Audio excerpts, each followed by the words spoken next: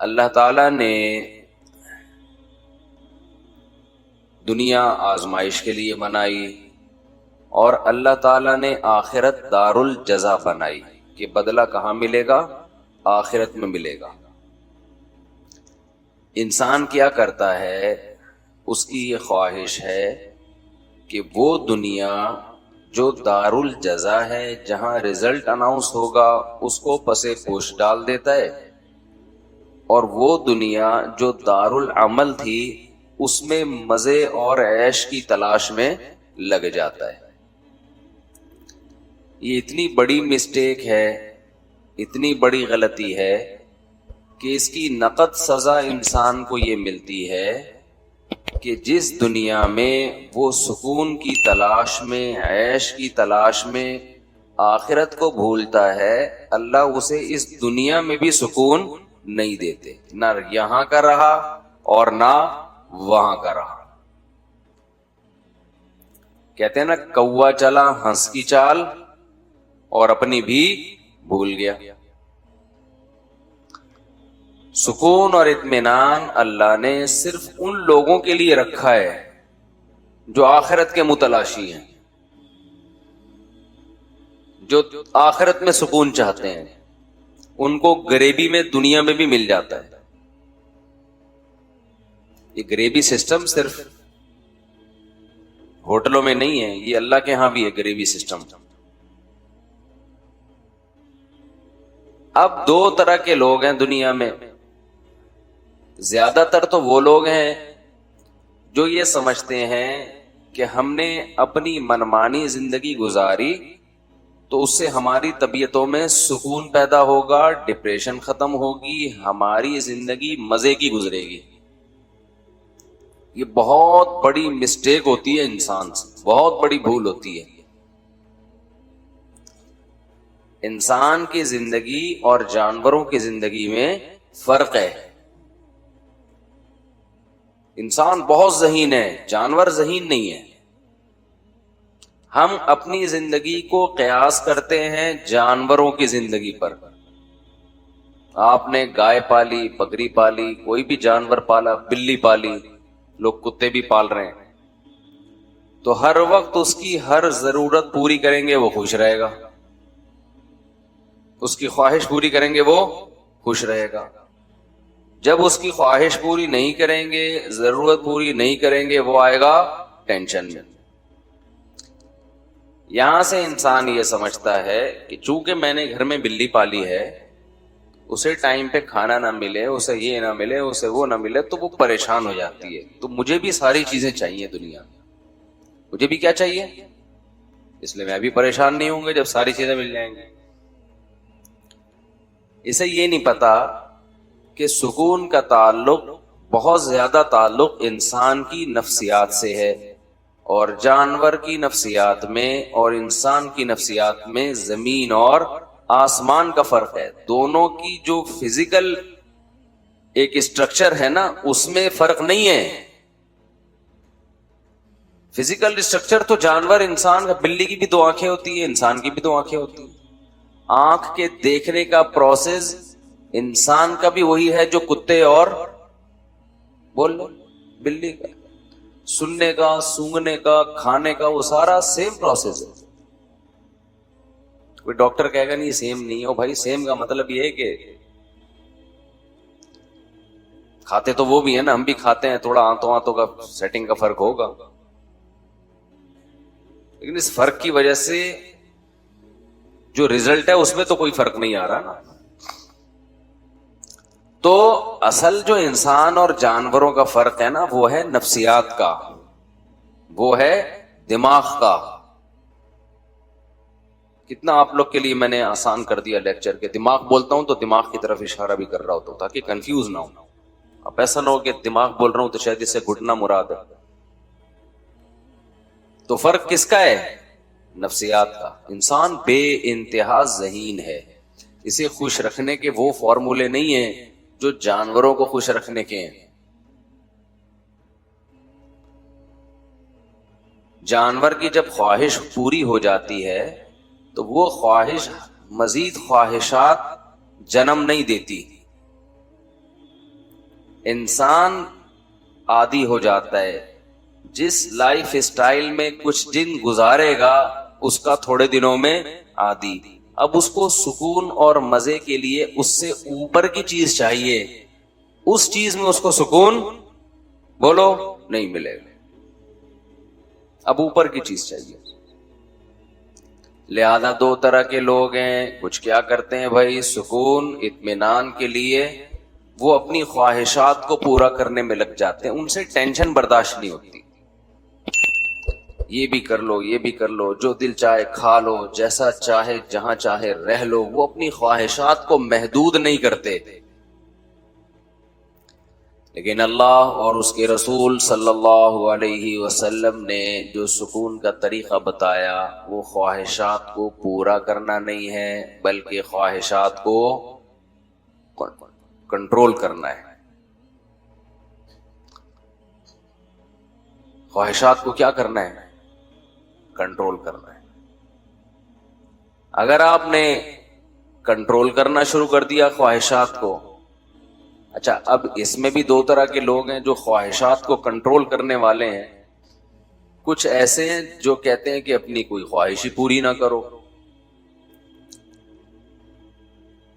بعض مذہبوں نے ایسا کیا نا کہ خواہشات، کوئی بھی خواہش پوری نہ ہو، بس اوٹ پٹانگ زندگی گزارو. آپ اسلام نے کیا کیا بھائی؟ اعتدال بتایا.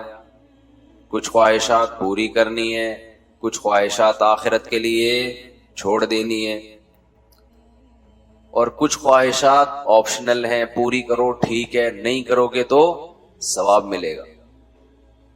آپ کا دل چاہتا ہے میں ہمیشہ کھاتا پیتا رہوں، اللہ کہتے ہیں نہیں، روزے زیادہ سے زیادہ رکھو تو اللہ تعالیٰ خوش ہوگا. رمضان کے روزے تو فرض ہیں، اس کے علاوہ بھی اللہ نے کہا کہ جتنے رکھنا چاہو رکھ سکتے ہو. تو روزہ کھانے سے خواہش پوری ہوتی ہے یا روزہ رکھنے سے؟ کھانے سے پوری ہوتی ہے نا، لیکن نفس اور انسان کا دل نہیں چاہتا کہ میں روزہ رکھوں. آج بہت بڑا مسئلہ یہ ہے کہ ہم میں کوئی شخص اللہ کے لیے قربانی دینے کے لیے تیار نہیں ہے. ہم چاہتے ہیں کہ بس مزے کی زندگی گزرتی رہے، ہر وقت کھاؤ پیو موج مستی. اس کی وجہ سے ٹینشن ختم ہونے کے بجائے ٹینشن بڑھنا شروع ہوتی ہے.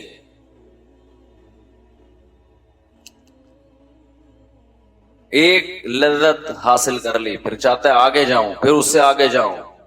اور کمال کی بات یہ ہے کہ جیسے جیسے لذتوں اور خواہشات کی دلدل میں پھنستا ہے، باڈی ساتھ دینا ختم کرتی رہتی، وہ بڑھاپے کی طرف جا رہی ہوتی ہے. وسائل بڑھ رہے ہوتے ہیں، جسم میں ان وسائل سے فائدہ اٹھانے کی صلاحیت بڑھنے کے بجائے کم ہو رہی ہے. اکثر میں مثال دیتا ہوں، جب بادام تھے، جب دانت تھے بادام کھانے کے لیے تو بادام کے پیسے نہیں ہوتے، اور جب بادام کے پیسے آتے ہیں بادام کھانے کے لیے تو چبانے کے لیے دانت ساتھ چھوڑ دیتے. یہ انسان کی حالت ہے. لہذا آہستہ آہستہ پھر وہ کہاں جاتا ہے؟ ڈپریشن کی طرف. ہم نے بڑے بڑے غریب لوگ فٹ پاتھوں پہ سونے والے خوش دیکھے ہیں، بڑے بڑے 1000 گز کے بنگلوں میں گدوں پہ سونے والے ٹینشن میں دیکھے ہیں، اب بھی دیکھ رہے ہیں. تو یاد رکھیں یہ جو دین ہے، یہ جو مذہب ہے، صرف ہماری آخرت کی ضرورت نہیں ہے، یہ ہماری دنیا کی بھی ضرورت ہے. ابھی کچھ باؤنڈری کھینچ لیں، اپنے آپ کو باؤنڈ کر لیں اس باؤنڈری کے اندر کہ میں اس باؤنڈری کو کراس کرنے کی کوشش نہیں کروں گا، تو اللہ دنیا میں بھی سکون دے گا اور آخرت میں بھی اللہ سکون دے گا. اللہ تعالیٰ نے قرآن میں داؤد اور سلیمان علیہ السلام کا بہت زیادہ واقعہ بیان کیا، اسی وجہ سے کہ بے پناہ وسائل تھے داؤد علیہ السلام کے پاس. میں حیران ہوتا تھا کہ قرآن نے داؤد علیہ السلام کی عبادت کا بہت تذکرہ کیا ہے، حالانکہ سارے پیغمبر عبادت گزار ہوتے تھے. کیا خیال ہے بھائی؟ لیکن زیادہ تر تذکرہ کس کی عبادت کا آ رہا ہے قرآن میں؟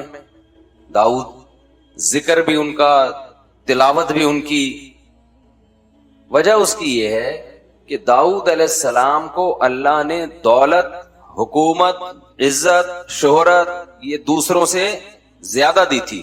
इज्जत तो सारे पैगंबरों को मिली, ये कौम की बात हो रही है कि माली लिहाज से जो इज्जत होती है। ऐसे में इंसान उस मालो दौलत में आके अल्लाह को भूल जाता है। कुरान कहता है, हमने दाऊद से कहा इअमलू आला दाऊद शुक्रा, ए दाऊद हमने आपको ये वसाइल दिए। दाऊद अलैहिस्सलाम के हाथ में लोहा पिघल जाता है, ज़िरहें बना रहे हैं, जंगी टोपियां बना रहे हैं।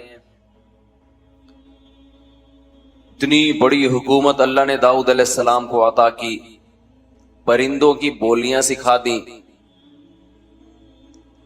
और जंगी कमांडर। इन सब बातों के बावजूद दाऊद अलैहिस्सलाम की रात की नमाज की भी फजीलत और दाऊद अलैहिस्सलाम के रोजे की भी फजीलत।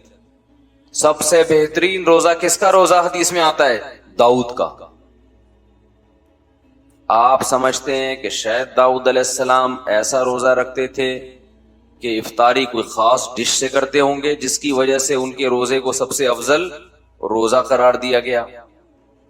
ना ना ना, अल्लाह कहते हैं, हदीस में आता है, नबी सल्लल्लाहु अलैहि वसल्लम ने फरमाया, दाऊद अलैहिस्सलाम ने पूरी जिंदगी ऐसे गुजारी, एक दिन रोजा अगले दिन नागा, फिर एक दिन रोजा अगले दिन नागा, फिर एक दिन रोजा अगले दिन नागा, पूरी लाइफ इस तरह गुजारी।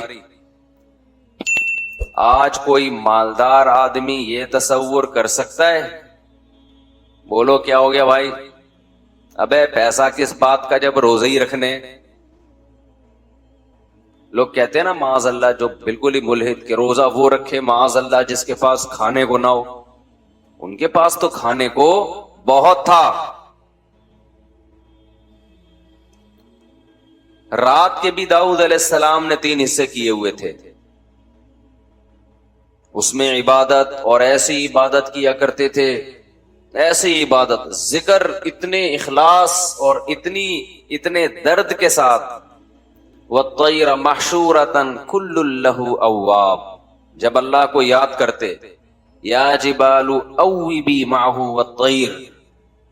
दाऊद अलैहिस्सलाम के ला इलाहा इल्लल्लाह में और हमारे ला इलाहा इल्लल्लाह में बहुत फर्क।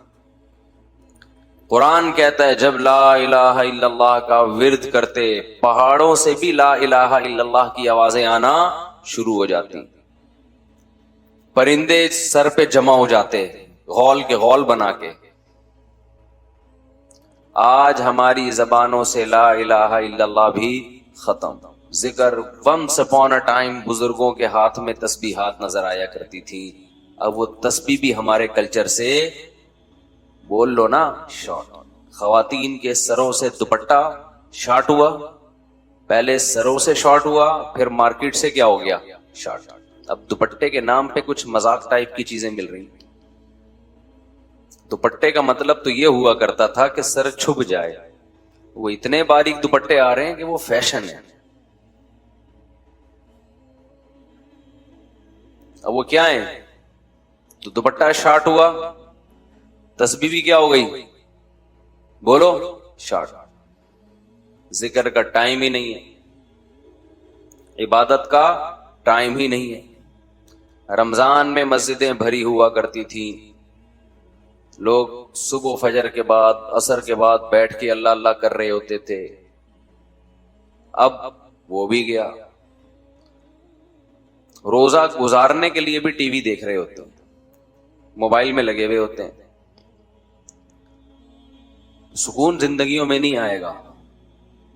तो कुरान क्या कहता है कि दाऊद अलैहिस्सलाम, लहने दाऊद मशहूर है, बहुत खूबसूरत अल्लाह ने दाऊद अलैहिस्सलाम को आवाज दी। और दाऊद अलैहिस्सलाम का एक मोर्जा ये भी, वह फसलल खिताब, स्पीकिंग पावर, बोलने का बेहतरीन मलका अल्लाह ने दाऊद अलैहिस्सलाम को, जब तकरीर करते लोगों के दिल लरस जाते थे। لیکن عبادت کتنی کر رہے ہیں. زکریا علیہ السلام، قرآن کہتا ہے ہم نے زکریا علیہ السلام کو بڑھاپے میں اولاد کی خوشخبری سنائی. زکریا علیہ السلام بوڑھے ہو گئے مگر آپ کے اولاد نہیں. قرآن کہتا ہے کہ محراب میں کھڑے ہو کر اللہ سے دعا مانگی انہوں نے، اے اللہ اشتعل الرأس شیباً، میرے سر کے بال بالکل سفید ہو چکے ہیں، اپنا بڑھاپا پیش کر رہے ہیں اللہ کے سامنے. حالانکہ اللہ کو تو پتا ہے نا. وامرأتی عاقر، میری بیوی کیا ہے؟ بانجھ بھی اور بوڑھی بھی. ولم اکم بدعاء ربک شقیا، اے اللہ میں تیری پکار سے نا امید نہیں ہوں، مجھے اولاد چاہیے. کیوں چاہیے بھائی؟ اب تو بوڑھے ہو گئے، اب تو دنیا سے جانے والے ہو، اس عمر میں بچے پالو گے؟ لوگ کہتے ہیں نا، شرم نہیں آتی 50 سال 60 سال میں شادی کرتے ہوئے بچے پالو گے اس عمر میں؟ کہتے ہیں نا کہ آپ کریں گے تو کہیں گے، ابھی تھوڑی کہیں گے. آپ کون سا کر رہے ہیں؟ اور جو خوراکیں چل رہی ہیں ان میں 60 سال میں یہ حماقت بھی بول لو نا نہیں کریں. جس ٹائپ کی پکوڑے اور مختلف چیزیں چل رہی ہیں نا، اس میں تو 40 سال میں پہلے کسی ڈاکٹر سے مشورہ لے لیں شادی سے پہلے.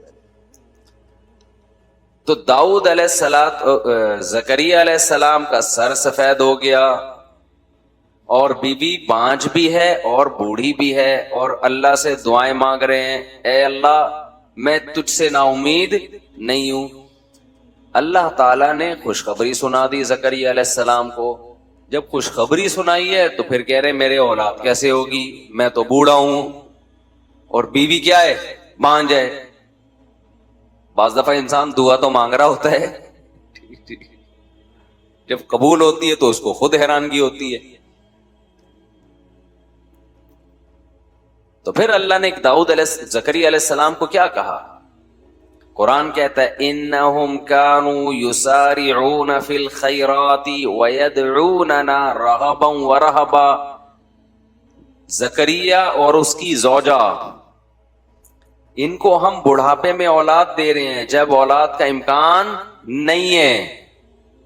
کیوں دے رہے ہیں؟ ایسا معجزہ کیوں ہو رہا ہے؟ کانوا یسارعون فی الخیرات، یہ دونوں نیکی کے کاموں میں ایک دوسرے سے آگے بڑھنے کی کوشش کرتے تھے. وَيَدْعُونَنَا رَغَبًا وَرَهْبًا، اور ہم سے دعائیں مانگا کرتے تھے، امید کے ساتھ بھی اور اللہ کے خوف کے ساتھ بھی. خوف کا مطلب اپنے اعمال کا خوف کہ کہیں پکڑ نہ ہو جائے قیامت کے دن، لہذا اے اللہ ہمیں اس عذاب اور پکڑ سے بچا لے، اگر ہم سے کوئی کوتاہی ہوئی ہے تو معاف کر دے. اور رغبن کا مطلب جو اچھے کاموں کی توفیق مل رہی ہے ان کے اجر کی بھی امیدیں تھیں کہ اللہ ہمارے ان نیک اعمال کو قیامت کے دن ضائع نہ کرنا، ان کا اجر ہمیں دینا. سمجھ رہے ہیں کہ نہیں سمجھ رہے؟ بھائی چھوٹے بچوں کو جب لایا کریں نا تو اپنے ساتھ بٹھایا کریں. جی اچھا چلیں، بچہ تو کرے گا نا، تار بھی کھینچے گا. بچے پہ غصہ کرنا بالکل ٹھیک نہیں. بچہ کچھ بھی جب بیٹھے گا تو کچھ کرے گا، وہ اگر کچھ نہیں کر رہا اس کا مطلب وہ انسان کا بچہ نہیں. اور بچے پہ کچھ کرنا ہی اچھا لگتا ہے، وہ پٹانگ کر رہا ہو تو ہاں یہ ضرور ہے کہ اس کو ویسے کنٹرول کریں جہاں ابا ہیں وہاں بیٹھے بچہ. اصل میں وہ بیان سن کے بچے تو پیدا ہو چکے ہوتے ہیں، ان کے پالنے کے لیے کہتے ہیں وہ آپ کے ساتھ ہی بٹھائیں گے، آپ کے مشورے پیدا ہوا ہے نا، ادھر ہی بیٹھے گا، تنگ آپ کو کرے گا وہ. تو بھائی جب پیدا ہو تو پالو، پالنا بھی خود ہے، تو پالنا بھی خود ہے اس کو. تو قرآن کیا کہہ رہا ہے؟ زکریا علیہ السلام اور ان کی زوجہ یہ نیکیوں میں ایک دوسرے سے آگے بڑھتے تھے. اس سے پتہ چلتا ہے بھائی وہ بھی یدعوننا، اور نیکیوں میں ایک خاص کام اللہ سے کیا کرتے تھے؟ دعائیں مانگتے تھے. تو جب تک آپ اپنے آپ کو عبادت کا پابند نہیں بناؤ گے اس وقت تک سکون حاصل نہیں ہو سکتا. تو سورہ آل عمران کے پہلے رکوع میں اللہ تعالیٰ کا ارشاد ہے هو الذی انزل علیک الکتاب منہ آیات محکمات ہن ام الکتاب واخر متشابہات، کہ اللہ وہ ذات ہے جس نے اپنے بندے پر کتاب نازل کی، منہ آیات محکمات، اس میں کچھ آیتیں محکم ہیں، محکم کہتے ہیں مضبوط، یہاں مضبوط سے مراد ہے جس کے معنی بالکل واضح ہیں، ان میں کوئی دو رائے نہیں ہو سکتی۔ ہن ام الکتاب، وہ کتاب کی اصل ہیں، ام کہتے ہیں عربی میں ماں کو، وہ کتاب کی کیا ہے؟ اصل۔ وَأُخَرُ مُتَشَابِهَاتٌ، کچھ آیتیں ایسی ہیں جو متشابہ ہیں، یعنی اس میں انسان پر اشتباہ پیدا ہوتا ہے کہ اس کا مطلب کیا ہے۔ فَأَمَّا الَّذِينَ آمَنُوا فَأَمَّا الَّذِينَ فِي قُلُوبِهِمْ زَيْغٌ، فرمایا جن کے دلوں میں ٹیڑھا پن ہے، کجی ہے، سوچ ہی ٹیڑھی ہے، ہر وقت نیگیٹو سوچتے ہیں، علماء کی چیزوں سے جو ہے نا وہ کیڑے نکال کے ہر شخصیت کو بدنام کرنا، ہر ایک کی بات کا غلط مطلب لینا، تو جو تھنکنگ ہی جن کی نیگیٹو ہے تو وہ قرآن سے بھی نیگیٹیوٹی کو پھیلاتے ہیں۔ سے آپ اندازہ لگاؤ کہ اتنی مثبت کتاب، اس کو بھی غلط مقصد میں استعمال کیا جا سکتا ہے، سمجھ رہے ہیں؟ تو اس سے صاف پتہ چلتا ہے کہ آپ جس سے علم حاصل کر رہے ہو نا، اس بندے کا صحیح ہونا پہلے ضروری ہے کہ وہ مثبت سوچ رکھنے والا ہے یا منفی۔ لیبل سب اتفاق کا ہی لگائیں گے، مثبت کا ہی لگائیں گے، پازیٹیوٹی کا ہی لگائیں گے کہ ہم پازیٹیوٹی کو فروغ دے رہے ہیں، لیکن عمل کے نتیجہ کیا نکل رہا ہے؟ تو قرآن سے بھی غلط چیزیں غلط رخ پہ آپ لوگوں کو لے جا سکتے ہیں۔ تو اللہ فرماتے ہیں وہ قرآن کی غلطی نہیں ہے، وہ آپ کی سوچ کی غلطی ہے۔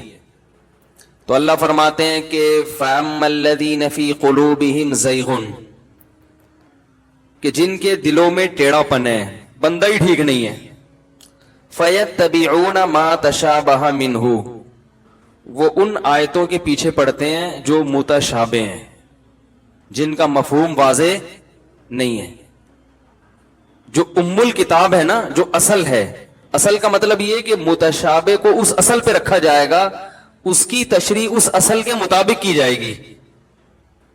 دیکھیں ہر آدمی بعض دفعہ ایسا کلام کرتا ہے جس کا غلط مطلب نکالا جا سکتا ہے، تو ہم اس آدمی کی سیرت پیش کرتے ہیں، بھائی دیکھو یہ ہمیشہ یہ کہتا رہا ہے، تو اس کی اس بات کا مطلب وہ لیا جائے گا جو یہ ہمیشہ کہتا رہا ہے، سمجھ رہے ہیں؟ اب اس کی اس بات کو پکڑ کے نہ بیٹھو،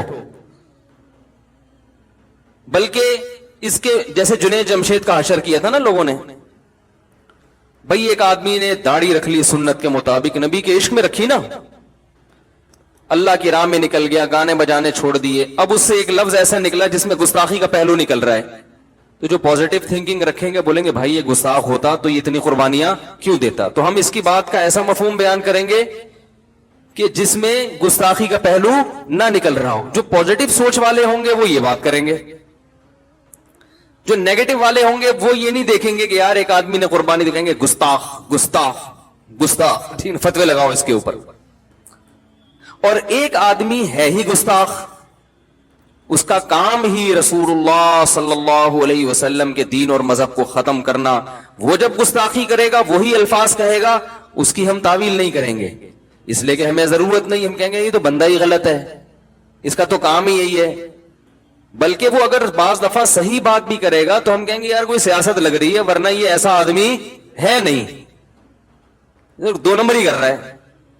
ایک سے کسی نے پوچھا انٹرویو میں کہ تم صحابہ کو برا کہتے ہو، انہوں نے کہا نہیں نہیں، ہم تو سب صحابہ کو مانتے ہیں، لیکن آہستہ سے بولا کہ ہمارے ہاں صحابہ کی ڈیفینیشن تھوڑی مختلف ہے، تو یہ کر کے آگے نکل لیے۔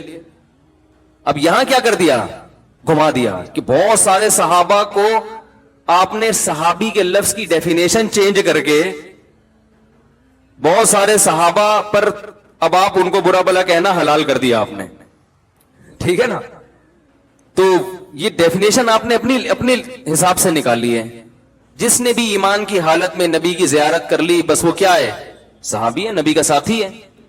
تو خیر تو قرآن بھی کہہ رہا ہے کہ جو متشابہ آیتیں ہیں وہ ام الکتاب نہیں ہیں، وہ اصل نہیں ہے، بلکہ جب بھی قرآن کی آیت یا حدیث کا بھی یہی حکم ہے، کوئی متشابہ ہوگی نا تو اس کو اصل پہ پیش کیا جائے گا جو بالکل واضح ہے، اس کو اس سے ہٹ کے الگ تفسیر نہیں کی جائے گی، اس پہ رکھا جائے گا کہ اس کا مفہوم کیا ہے۔ اس کی صحابہ میں تو بہت مثالیں ملتی ہیں، بہت سے لوگ فقہا کے اس اصول کو سمجھتے نہیں ہیں تو وہ بڑے بڑے فقہا پر طنز کرتے ہیں، انہوں نے یہ حدیث کو تو رد کر دیا، اس حدیث کو تو یہ حدیث کا تو یہ مطلب ہے، اس کو تو لیا ہی نہیں ہے۔ تو وہ چونکہ ان اصول سے واقف نہیں ہوتے۔ اور خاص طور پر میں ایک بات آپ سے عرض کروں، امام ابو حنیفہ رحمہ اللہ تعالیٰ کا اس بارے میں بہت ہی مضبوط اصول ہے۔ وہ اصول یہ ہے کہ جو بھی متواتر قرآن، یعنی قرآن کی آیت متواتر ہے نا، یا جو حدیث متواتر یا مشہور ہو، اس کے خلاف کسی بھی حدیث کو قبول نہیں کرتے، چاہے وہ بخاری مسلم ہی کی کیوں نہ ہو، وہ اس میں تعویل کرتے ہیں۔ اب لوگ یہ اصول جانتے نہیں ہیں تو کہتے ہیں دیکھو حنفیوں نے بخاری کی حدیث چھوڑ دی، مسلم کی حدیث چھوڑ دی، فلانی حدیث چھوڑ دی، حالانکہ حدیث چھوڑی نہیں ہے، بلکہ انہوں نے کہا یہ اس سے زیادہ مضبوط کے کیا جا رہی ہے خلاف، تو اس میں تعویل کی ہوتی ہے۔ دو مثالیں دے کے میں اصل ٹاپک کی طرف آتا ہوں۔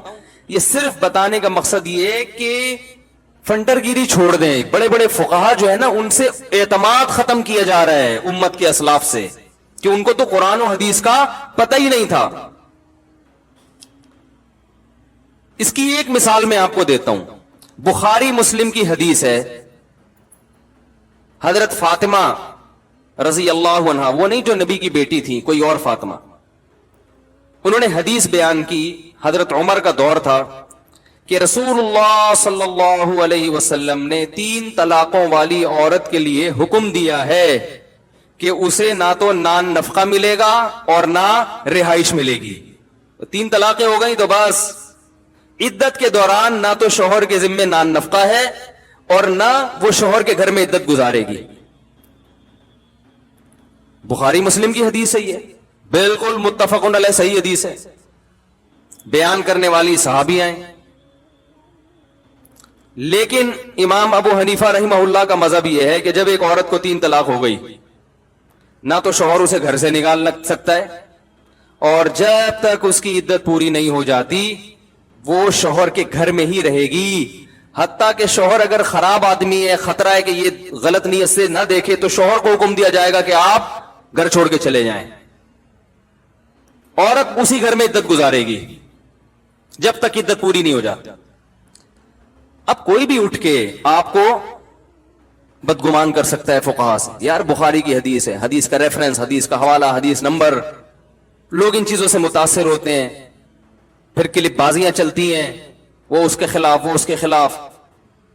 تو ایک علم کو جب تک پراپر طریقے سے نہ پڑھا جائے، انسان کو اس میں بات کرنے کی اجازت نہیں ہے۔ حضرت عمر رضی اللہ تعالیٰ عنہ خلیفہ راشد تھے، انہوں نے قانون بنایا تھا کہ جو طلاق یافتہ عورت چاہے 3 طلاقیں کیوں نہیں ہیں، شوہر کے گھر میں عدت گزارے گی، نان نفقہ بھی ملے گا۔ یہ حدیث حضرت عمر کے سامنے پیش کی کسی نے، حضرت عمر نے ارشاد فرمایا، لا ندعو کتاب اللہ و سنت نبینا بقول امرات لا ندری احفظت ام نسیت، ہم اللہ کی کتاب اور نبی کی سنت کو ایک عورت کے کہنے پہ نہیں چھوڑ سکتے۔ کیا مطلب؟ اس سے جو مضبوط دلیل ہے نا وہ کتاب اللہ ہے، اور جو تواتر سے نبی کی سنت ہم تک پہنچی ہے، حالانکہ وہ حضرت عمر تک پہنچی ہوگی کوئی، یعنی جو معمول رہا ہے نبی کے دور میں، وہ تو ہر دفعہ یہی معمول رہا ہے کہ طلاق یافتہ عورت شوہر کے گھر میں عدت گزارتی ہے اور عدت کے دوران نان نفقہ اس کو ملتا ہے۔ تو اب ایک عورت ایک حدیث بیان کر رہی ہے، ہمیں نہیں پتا یہ بھول گئی ہے یا اس نے الفاظ کو یاد بھی رکھا ہے، حضرت عمر نے نہیں قول مانا۔ اور وہ کتاب اللہ کیا ہے کہ کتاب اللہ میں، قرآن مجید میں اللہ کا حکم ہے، لا تخرجوہن من بیوتہن ولا یخرجن، طلاق یافتہ عورت کو اس کے گھر سے مت نکالو اور نہ وہ خود نکلے، الا ان یاتین بفاحشۃ مبینہ، جب تک کہ کھلی بے حیائی کا ارتکاب نہ کرے وہ، اس وقت تک شوہر کو اجازت نہیں ہے کہ طلاق دے کے عورت کو گھر سے نکالے. تو یہ قرآن کا حکم میں اگرچہ اس میں 3 طلاقوں کا لفظ نہیں ہے، لیکن یہ تو علل اطلاق ہر قسم کی طلاق یافتہ کے بارے میں، اس میں تو اللہ نے کوئی فرق نہیں کیا کہ 1 طلاق ہو، 2 طلاق ہو یا 3 طلاق، کوئی فرق نہیں کیا اللہ تعالیٰ نے. تو اس لیے ہم ایک عورت کے کہنے پر، حالانکہ صحابیاں ہیں، تو اب یہاں کوئی حضرت عمر پہ الزام لگائے کہ حدیث کے منکر ہیں، تو وہ فتنہ پرست ہوگا کہ نہیں ہوگا؟ بھائی یہی کہا جائے گا کہ عمر سے زیادہ حدیث کو کون فالو کرنے والا ہے. بھائی وہ حدیث کو اس سے زیادہ قوی حدیث کی بیس پر یا اس سے زیادہ قوی دلیل کی بیس پہ چھوڑے، اور وہ قوی دلیل کیا ہے؟ قرآن مجید کی آیت.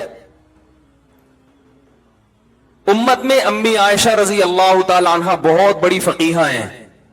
ان کے سامنے جب یہ حدیث آئی، انہوں نے فرمایا لا خیر فی فاطمہ، فاطمہ کے لیے کوئی خیر نہیں ہے اس حدیث کو بیان کرنے میں، کیونکہ لوگ اس کا مطلب غلط سمجھ رہے ہیں. آپ اس بیس پہ حضرت عائشہ کے خلاف کلپ بنا سکتے ہیں کہ یار نبی کی حدیث بیان کرنے سے لوگوں کو روک رہی ہیں. وہ لوگوں کو اس سے نہیں روک رہی حدیث بھی، وہ کہہ رہے ہیں بھائی اس حدیث کا مفہوم وہ نہیں ہوگا جو یہ سمجھی ہیں، ان سے الفاظ کے نقل کرنے میں مسٹیک ہوئی ہوگی یا کچھ بھی ہے.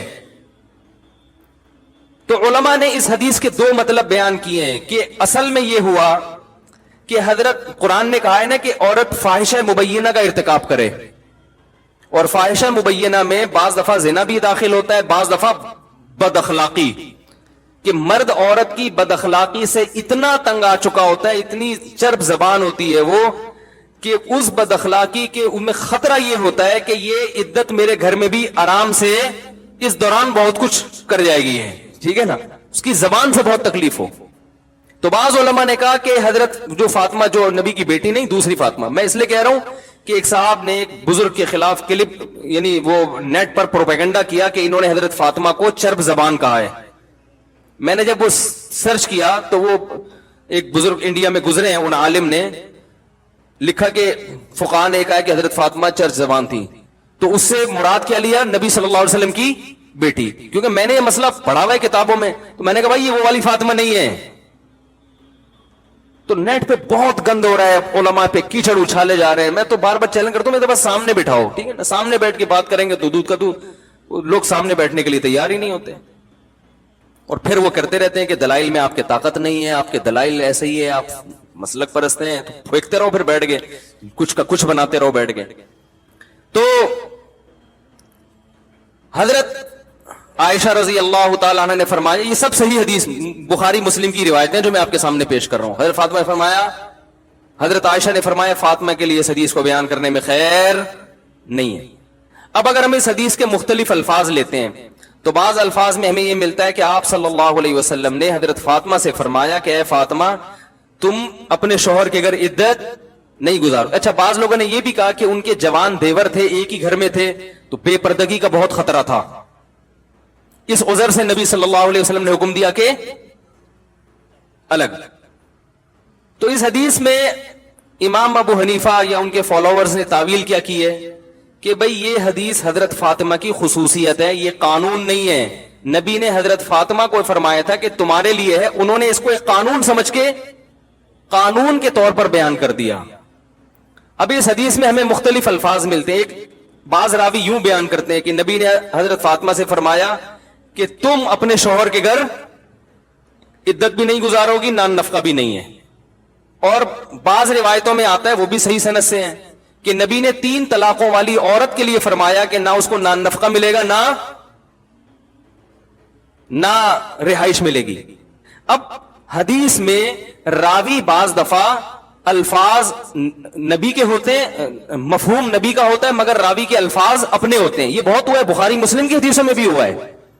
اس لیے کہ علم حدیث میں یہ بات پڑھائی جاتی ہے طلبہ کو کہ روایت بالمعنی یہ بھی شائع تھی اسلاف میں. بالمعنی کا مطلب ہوتا ہے رسول اللہ صلی اللہ علیہ وسلم نے جو الفاظ کہے تو راوی نے ان الفاظ کی رعایت نہیں کی، بلکہ اپنے مفہوم میں ان الفاظ کو بیان کر دیا. تبھی ہمیں حدیثیں جو مختلف سند سے ملتی ہیں، ایک ہی بات ہوتی ہے لیکن اس میں الفاظ میں تھوڑا فرق آتا ہے، وہ دونوں حدیثیں صحیح ہوتی ہیں. سمجھ میں آ رہی ہے بات؟ جبکہ قرآن کی ورڈنگ میں الفاظ بھی اللہ کے ہیں اور معنی تو ہے ہی، اس لیے وہ بہت مضبوط ہے، اس میں تو لفظ بھی دائیں بائیں نہیں ہوا. تو حدیث مضبوط ہے مگر قرآن سے زیادہ مضبوط نہیں ہے. اس لیے جو امام ابو حنیفہ خاص طور پر اس معاملے میں بہت حساس ہے, کہتے ہیں قرآن کی جو نص ہوگی اس کے مقابلے میں خبر واحد چاہے وہ کتنی ہی مضبوط حدیث کیوں نہ ہو, جب تک کہ تواتر تک نہ پہنچ جائے یا حد شہرت تک نہ پہنچ جائے, اس وقت تک اس حدیث کے ظاہری معنی کو جو قرآن کے ظاہر کے خلاف ہوں گے قبول نہیں کیا جائے گا. تو حدیث رد کرنا مقصد نہیں ہے بلکہ قرآن کے ظاہر کو فالو کرنا, کیونکہ حدیث میں روایت بالمعنی ہے, روایت بالمعنی بھی ہوئی ہے, میننگ اپنے اس میں بیان کر دی.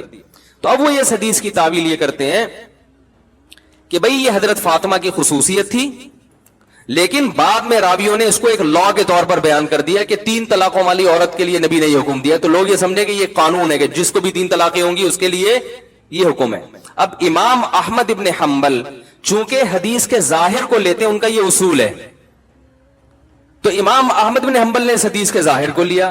اس لیے آج بھی سعودی عرب کے علماء یہی فتویٰ دیتے ہیں کہ 3 طلاقوں کے بعد نہ رہائش ہے اور نہ نفقہ ہے. بر صغیر کے علماء کہتے ہیں نہیں, رہائش بھی ملے گی اور نان نفقہ بھی. لوگ کہتے ہیں بھائی سعودی عرب کے علماء وہ عرب ہیں, وہ دین کے زیادہ قریب ہیں, ٹھیک ہے نا, وہ تو مکہ اور مدینہ میں رہتے ہیں, یہ انڈیا پاکستان کے مولویوں کو کیا آتا ہے. تو بات یہ ہے کہ انڈیا پاکستان کے مولوی فالو کس کو کر رہے ہیں, وہ ایک ایسے فقیہ کو فالو کر رہے ہیں جس کی فقاہت سب کے ہاں مسلم ہے, ایسے فقیہ کو فالو کر رہے ہیں, اور وہ قدیم ہے ان سب سے, وہ تابعین میں سے ہیں. امام ابو حنیفہ کی ملاقات ہوئی امام مالک سے.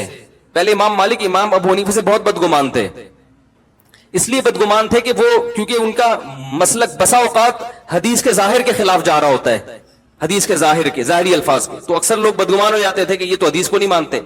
جب امام ابو حنیفہ کی امام مالک سے ملاقات ہوئی, امام مالک نے فرمایا اللہ نے اس شخص کو ایسی صلاحیت دی ہے کہ اگر یہ پتھر کے بارے میں ثابت کرنا چاہے نا کہ یہ سونا ہے تو یہ دلائل سے ثابت کر سکتا ہے. یہ ان کی یعنی اتنی ذہانت اللہ نے اس شخص کو دی ہے.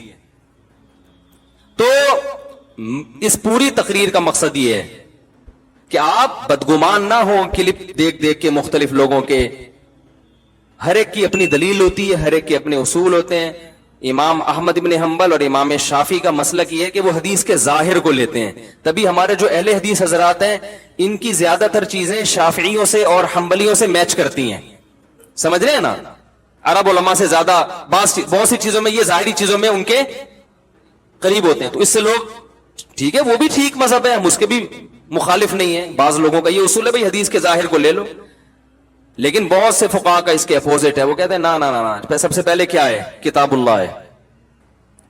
اب جیسے ایک اور اس پہ میں آپ کو وہ ایک دلیل ایک پیش کرتا ہوں.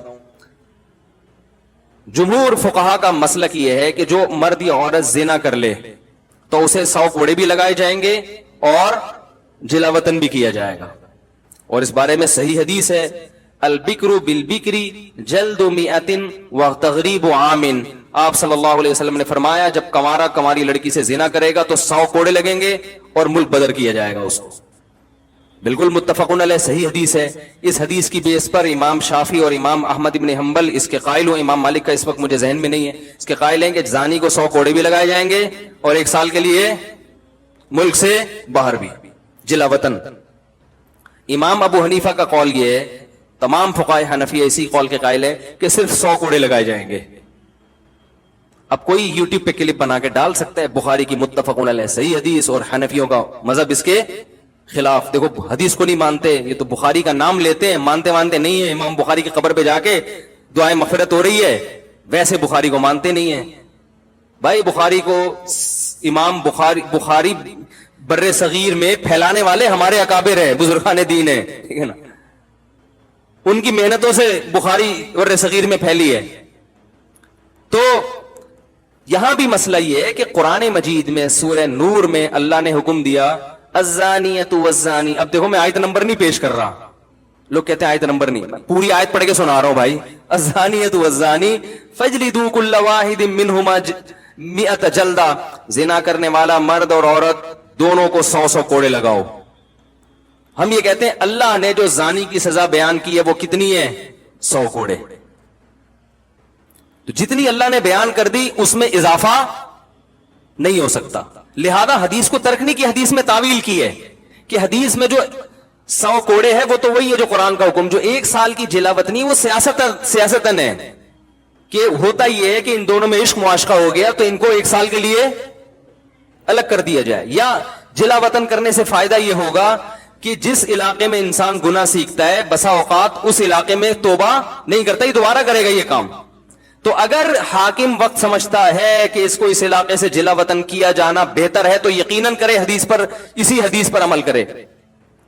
لیکن اگر وہ یہ سمجھتا ہے کہ ان کو جلا وطن کرنے سے فائدے کے بجائے نقصان ہوگا تو پھر وہ جلا وطن نہیں کرے گا. پھر اس میں حدیث کی مخالفت نہیں ہے, اس لیے نہیں ہے کہ حدیث اس کو شامل ہی نہیں ہے. حدیث صرف ان لوگوں کو شامل ہے جن کو جلا وطن کرنے میں فائدہ ہو رہا ہو, تو یہ حدیث کی مخالفت نہیں ہو رہی ہے. اور وہ یہ بیان کرتے ہیں بسا اوقات جب کسی کو جلا وطن کر دیا جائے خاص طور پہ عورت کو, تو اس کے پاس کمانے کا کوئی ذریعہ نہیں رہتا, وہ پھر زنا ہی کو پیشہ بنائے گی. اس میں تو بالکل مصلحت کے خلاف ہے کہ اس کو آپ جلا وطن کر دیں. اب اسی بیس پر حنفیہ کو اہل رائے بھی کہا گیا کہ یہ رائے کو دخل, بھائی یہ رائے قرآن و حدیث کو سمجھنے میں ہے, قرآن حدیث کی مخالفت میں نہیں ہے. کہتے ہیں ان کو تو اہل رائے کہتے ہیں, اہل رائے کہتے ہیں. تو اہل رائے کا مطلب سینس استعمال کرتے ہیں قرآن و حدیث کو سمجھنے میں. میں سمجھا پا رہا ہوں اپنی بات؟ تو اتنا ایک مثال دے کر پھر بس آگے چلتا ہوں. اتنا قرآن کے الفاظ کی رعایت کی ہے. یہاں ایک کوئی اشکال یہ کر سکتا ہے کہ حدیث قرآن ہی کی تو تشریح ہے, تو یہاں جب حدیث کو نہیں لیا تو اس کا مطلب قرآن کو بھی نہیں لیا. بھائی تشریح ہے جب قرآن کی آیت میں ابہام ہو, اجمال ہو. جہاں قرآن کی آیت میں اجمال ہے نا, یہ ابہام ہے, سمجھ میں نہیں آ رہا, وہاں حدیث کو لیا ہے. اور وہاں پھر امام حنیفہ نے ضعیف حدیث کو بھی لیا ہے. بات آ رہی ہے سمجھ میں؟ پھر یہ بھی نہیں دیکھا کہ صحیح حدیث ہو, کہا کہ نہیں مل رہی تو ضعیف کو لے لو. اپنی رائے سے کہ بہتر ہے کس کو لے لو. جیسے قرآن میں آتا ہے وَامْسَحُوا بِرُؤُوسِكُمْ, تم اپنے سر کا مسح, سر کے ساتھ مسح کرو, سر کے ساتھ. تو ساتھ کا لفظ بتا رہا ہے کہ پورے سر کا مسح کرنا واجب نہیں ہے, کچھ حصہ ہے. اب کچھ حصہ کیا ہے اس کو قرآن ڈیفائن نہیں کر رہا. اب بھائی کتنی مقدار, جب تک پورے سر کا تو ثابت ہو رہا ہے کہ نہیں ہے, اب کتنی مقدار ہے اس کے بارے میں کوئی نہ حدیث ملتی ہے نہ قرآن کی آیت ملتی ہے, تو کچھ بھی نہیں مل رہا. اب اپنی رائے سے کہتے ہیں کہ 1/3 2/3, اپنی رائے اس وقت استعمال کی جائے گی جب قرآن و حدیث میں دور دور تک کوئی اشارہ بھی نہ مل رہا ہو. تو امام صاحب کہتے ہیں اشارہ مل رہا ہے. وہ اشارہ کیا ہے؟ حدیث میں آتا ہے کہ مغیرہ ابن شعبہ رضی اللہ تعالیٰ عنہ فرماتے ہیں ان النبی صلی اللہ علیہ وسلم اتا سباتۃ قوم فبال وتوضأ ومسح علی ناصیتہ. آپ صلی اللہ علیہ وسلم ایک جگہ تشریف لے گئے, وہاں آپ نے پیشاب فرمایا اور وضو کیا اور اپنی پیشانی پر مسح کیا. آپ نے کس پر مسح کیا؟ پیشانی پر. اب اس حدیث کی بیس پر امام احمد بن حنبل کہتے ہیں پگڑی اگر پیشانی پر ہو نا, وہ پگڑی بھی تھی, تو یہ بھی مسح کافی ہے. اور بعض فقہا اس کے قائل ہیں, یعنی حدیث کے ظاہر کو لیا. امام صاحب کہتے ہیں قرآن کیا کہہ رہا ہے؟ سر کا مسح ہوگا, پیشانی نہیں. تو حدیث میں انہوں نے تعویل کی کہ یہاں پیشانی سے مراد پیشانی کے بقدر, کیونکہ بعض دفعہ مضاف کو حذف کر دیا جاتا ہے کلام میں. آپ کہتے ہیں میری گاڑی پنچر ہو گئی ہے, تو گاڑی کا ٹائر پنچر ہوا ہوتا ہے. آپ کہتے ہیں میں 3 پلیٹیں کھا گیا, حالانکہ پلیٹیں نہیں کھائی ہوتی, پلیٹ کے اندر جو بریانی ہوتی ہے وہ کھائی ہوتی ہے, آپ نے شارٹ کٹ میں پلیٹ کو کیا کر دیا؟ حذف. تو ہم کہتے ہیں کہ راوی نے اصل میں یہ بتانا چاہ رہا تھا مقدار ناسیہ پر مسح کیا. مقدار کا لفظ راوی گول کر گیا کہ بھئی سب سمجھ جائیں گے. تو مقدار ناسیہ 1/4 بنتا ہے, تو انہوں نے کہا کم از کم 1/4 سر کا مسح کیا ہے؟ ضروری ہے. اب کوئی پاگل اٹھ کے بولے کہاں سے نکالا 1/4 مسح, کہاں سے نکالا؟ بھائی پورا تمیز سے بیٹھ کے آمنے سامنے بات کرو گے تو ہم بتائیں گے یہاں سے نکالا. صحیح ہے نا؟ ایک دفعہ میرا جماعت المسلمین سے کوئی بحث ہو رہی تھی, انہوں نے کہا یہ جو امام حنیفہ نے نکالا ہے مسئلہ حنفیوں نے کہ 1 درہم جو ہے نا جو ہتھیلی کی کھائی, اس کے بقدر نجاست جب تک اتنی نہیں پھیلے گی تو کپڑا ناپاک نہیں ہوگا, اس سے کم کم نجاست کیا ہے؟ پاک ہے.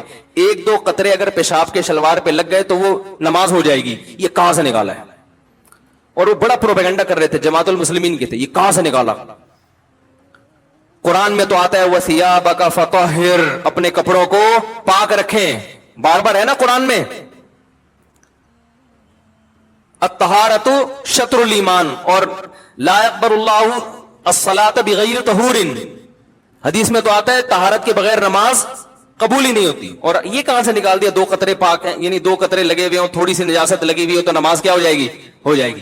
وہ بڑا پروپیگنڈا کر رہے تھے, 8-10 سال پرانی بات ہے. ہر جگہ دیکھو قرآن کے خلاف ابو حنیفہ کا مسلک, حنفی لوگ امام ابو حنیفہ کی اندھی تقلید کرتے ہیں اور قرآن حدیث کو چھوڑ دیتے ہیں. قرآن میں تو کہیں نہیں ہے, تو وہ مجھے کہیں ہم چلے, ان کی کوئی کمبختی تھی یا کیا تھا واللہ عالم. تو میں نے ان سے عرض کیا, میں نے کہا دیکھیں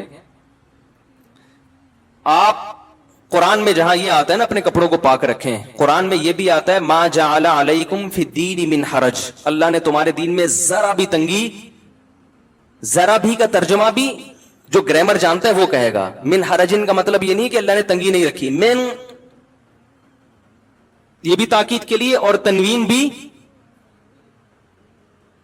تقلیل کے لیے, من حرجن ذرا بھی تنگی نہیں رکھی ہے.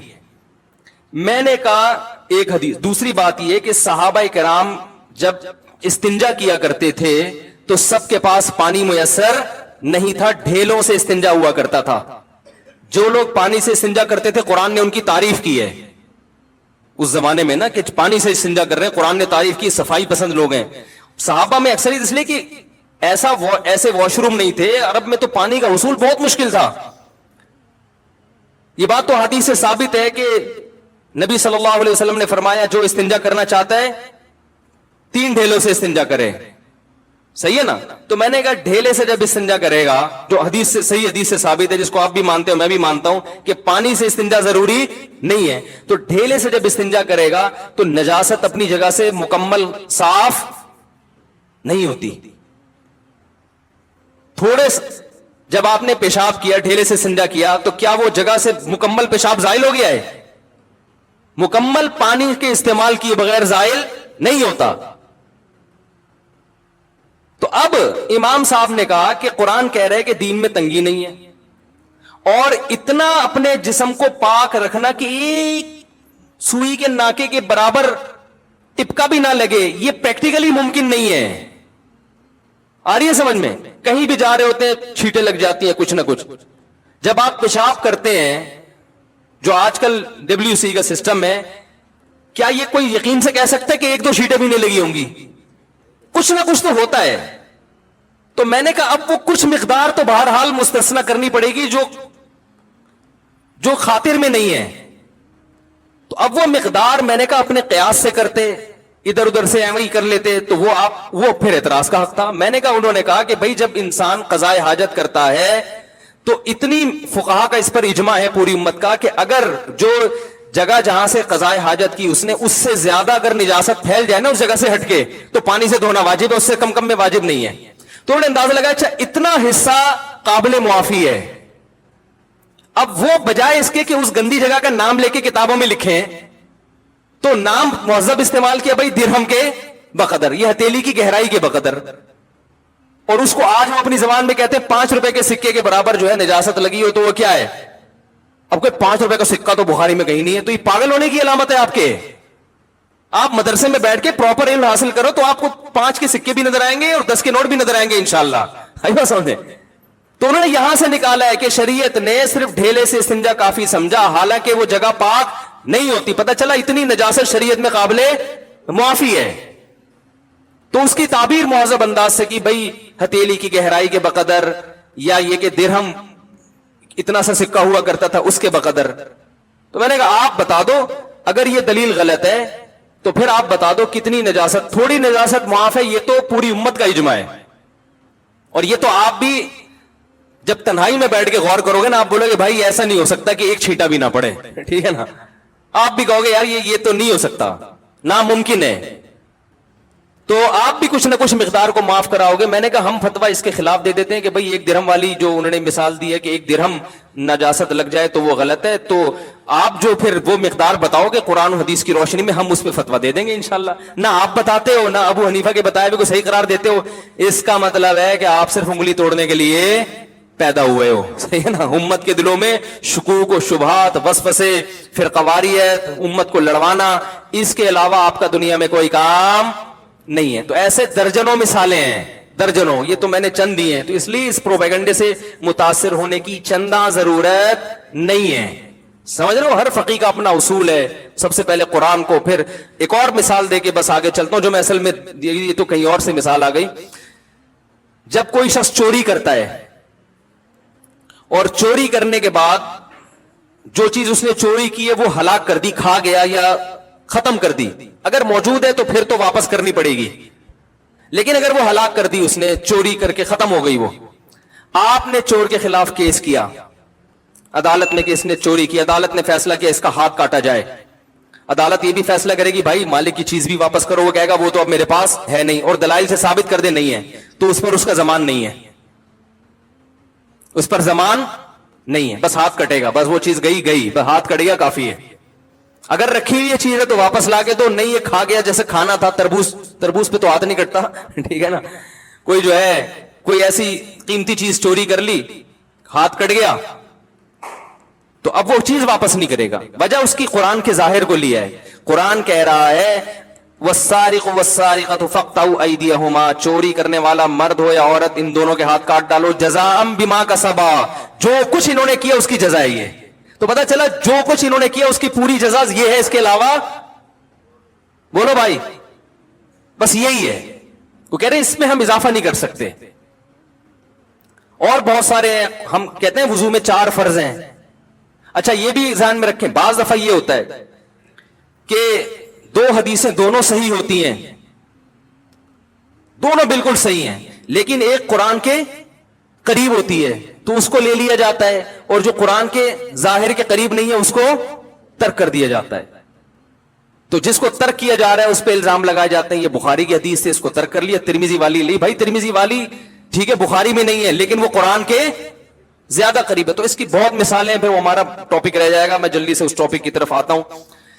تو میں یہ کیا عرض کر رہا تھا بھائی، متشابہات جو ہے متشابہات، اس کی اللہ نے کیا فرمایا کہ جن کے دلوں میں ٹیڑھا پن ہے وہ متشابہات کے پیچھے پڑتے ہیں. تو یہ ٹیڑھا پن جو ہے نا صرف یہ بہت لوگوں میں آج بھی ہے. جیسے اس دور میں قرآن سے ایسی آیتیں نکالتے ہیں جس کا مفہوم واضح نہیں ہے، تو حضرت قرآن نے کہا جن کا واضح نہیں ہے ان کو ان پہ پیش کرو جن کا واضح ہے. تو کسی کی بات کا ایسا مطلب لیا جائے گا جس پہ وہ خود راضی بھی ہو، ایسا مطلب لینا جس پہ وہ راضی نہ ہو وہ مطلب کبھی بھی نہیں لیا جائے گا کسی کی بات. اور اسی میں ہمارے سیاستدانوں سے جو بعض دفعہ غلطیاں ہو جاتی ہیں بیان کرنے میں، وہ جو ایک بات ہو گئی تھی کہ وہ لوٹ مار میں لگے ہوئے تھے، غلط جملہ تھا یہ. لوٹ مار والا غزوہ احد کے بارے میں کہنا بالکل درست نہیں تھا، لیکن اس میں بھی آپ کو تھوڑا سا یہ سینس سے کام لینا چاہیے کہ ایک آدمی کا مقصد صحابہ کی گستاخی نہیں ہے، وہ نہ وہ اردو کا ماسٹر ہے اور وہ صحابہ کے فضائل میں ایک چیز بیان کر رہا ہے. اب ایسا آدمی اگر لوٹ مار کا لفظ استعمال کرے گا تو آپ زیادہ سے زیادہ اس کو یہ کہیں گے بھائی الفاظ میں کیا کریں، احتیاط کریں. لیکن اس کو یہ کہنا کہ یہ صحابہ کا گستاخ ہے، ان لوگوں کو تو یہ تو گستاخ لوگ ہیں، یہ آپ کے ذہن کے پست ہونے کی علامت ہوگی. تو یہ ہوا تھا نا کچھ دن پہلے ایک بیان آ گیا تھا کہ وہ صحابہ کا نام لوٹ مار میں گئے، تو بھائی یہ لوٹ مار کا لفظ بالکل نامناسب، اتنا کافی ہے بھئی یہ الفاظ کیا کریں، آئندہ الفاظ ذرا احتیاط سے استعمال کریں. لیکن اس پہ اتنا نہیں کیا بلکہ ایسا اس پہ یعنی ایک ہنگامہ برپا کیا گیا ہے کہ گستاخ گستاخ گستاخ. تو وہی بات ہے کہ یہ مجھے تو ایسا لگتا ہے ہمارے ان جذباتی پن سے لبرل لوگوں کو طاقت مل رہی ہے. وہ یہ کہہ رہے ہیں، وہ یہ کہیں گے ان مذہبی لوگوں کو بالکل بند کر دو، یہ نہیں جینے دیں گے ہمیں، یہ کسی پہ کسی بھی وقت کوئی بھی فتویٰ لگا سکتے ہیں. تو غلط کو تو غلط ہی کہا جائے گا، لیکن جتنا غلط ہے جتنا غلط ہے اتنا کہا جائے گا، اس سے زیادہ نہیں کہا جائے گا. نبی صلی اللہ علیہ وسلم کی سیرت میں ہمیں بہت سی مثالیں ملتی ہیں. صحابی رسول نے باقاعدہ نبی کا صحابہ کا راز فاش کر کے مشرکین مکہ کو بتایا کہ آپ صلی اللہ علیہ وسلم مکہ پہ حملہ کرنے والے، حالانکہ آپ نے چھپایا ہوا تھا. حاتب ابن ابی بلتع رضی اللہ تعالیٰ عنہ غالباً راز شو کر دیا، اور اس نیت سے کہ میرے رشتہ دار کم از کم وہاں پہ محفوظ ہو جائیں. گرفتار ہو گئے، پکڑے گئے. حضرت عمر نے کہا کہ ان کی گردن اڑاتا ہوں میں. راز فاش کیا. آپ صلی اللہ علیہ وسلم نے فرمایا نا نا نا نا. دیکھو کوئی اور آدمی یہ کام کرتا آپ حکم دیتے گردن اڑاؤ. جاسوسوں کی گردنیں اڑائی ہیں آپ نے؟ فرمایا نہیں. یہ تو بدر میں شریک ہوئے ہمارے ساتھ. تو جو اگر یہ ہمارے دشمن ہوتے تو بدر میں شریک ہوتے ہمارے ساتھ ہی ہے. نہیں یاری بات میرا خیال ہے بھائی, جو بدر میں شریک ہوئے ان کی تو اللہ نے گواہی دی ہے. تو پھر آپ نے پوچھا کہ حاتب تم نے ایسا کیوں کیا؟ انہوں نے فرمایا یا رسول اللہ مجھے یقین تھا کہ اللہ فتح عطا فرمائے گا آپ کو, میری مخبری سے کچھ نہیں ہوگا, لیکن میرے کمزور رشتہ دار ہیں, میں چاہ رہا تھا یہ خبر میں لیک آؤٹ کروں گا تو مشرکین مکہ کم از کم میرے رشتہ داروں کا تھوڑا خیال کر لیں گے. آپ نے چھوڑ دیا ان کو. یہی غلطی کسی اور سے ہوتی تو آپ, حدیث سے ثابت ہے کہ جاسوس کو آپ نے کیا کیا ہے, مخبر کو قتل کیا ہے, لیکن ان کو قتل کیوں نہیں کیا؟ بدر کا حوالہ دے کے. تو یاد رکھو میرے بھائی, کوئی سیاستدان, کوئی عالم, کوئی بھی شخصیت ممبر پہ بیٹھ کے بات کرے, اس کی زبان سے زبان لڑکھڑا گئی, الفاظ غیر شائستہ استعمال ہو گئے, تو آپ اس پہ گستاخ کا فتویٰ لگانے سے پہلے اس کے ماضی کو اٹھا کے دیکھیں آپ کہ یہ کیا فطرتاً گستاخ ہے یا اس سے غلطی سے یہ لفظ زبان سے نکل گیا ہے اردو نہ آنے کی وجہ سے. بعض دفعہ اردو آتی ہے, سب کچھ ہوتا ہے, پھر بھی انسان سے نکل جاتے ہیں الفاظ.